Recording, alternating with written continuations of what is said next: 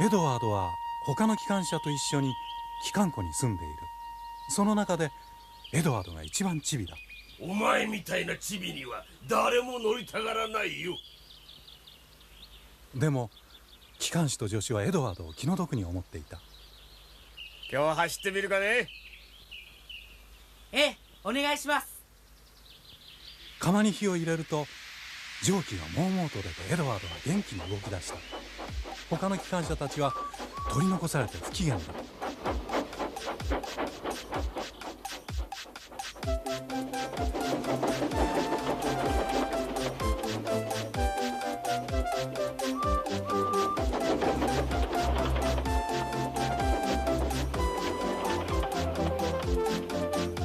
エドワードは一日中よく働いた。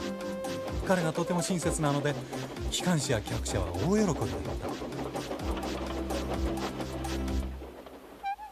はあ、よく働いたな。明日もまた出かけるんだ。誰も何も答えなかったけどエドワードは幸せだった。そして静かに眠った。翌朝もいい天気だった。ゴードンは相変わらず威張っている。おいチビ、よーく見とけ。俺が急行を走らせる素晴らしい姿をな。じゃあなチビ、後を頼むぜ。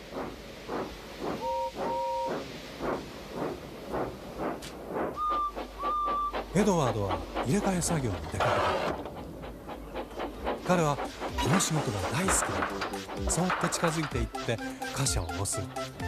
貨車と走り回るのは本当に楽しい。いたたたたた、なんだなんだ。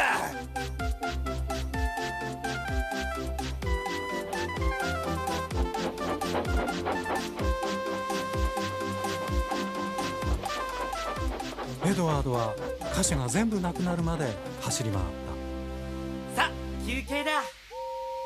おや？ゴードンが怒っている。どうしたんだろう。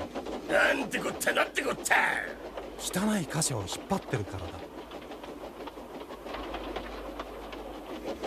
まったくみっともないったらありゃしない。さあ、また仕事だ。ところがトラブルが起こった。ゴードンが動けなくなっているというのだ。よし、じゃあ僕が手伝ってあげるよ。他の中腹でゴードンが立ち往生している。おいゴードン、もっとやる気を出せ。そんなの無理さ。やかましい貨車たちが俺を後ろに引っ張るんだ。どうにもなんないよ。よーし、エドワードに押してもらおう。はっ、やっても無駄だね。まあ見てろよ。ゴードンの列車は丘の下まで戻された。準備完了。無駄だって言うのに。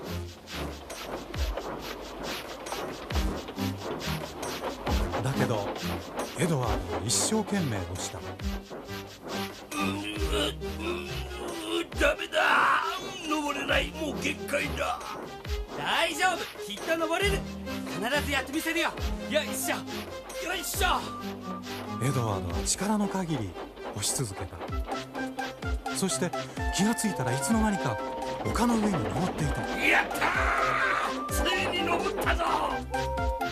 ゴードンは猛スピードですっ飛ばしていった。エドワードのことなんかすっかり忘れ、ありがとうも言わずに。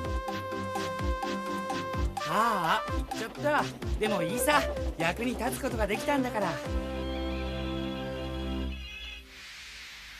次の駅で機関士と助手が待っていた。お手柄だったねエドワード。ご褒美に明日ペンキでお前を塗り替えてやろう。かっこよくなるぞ。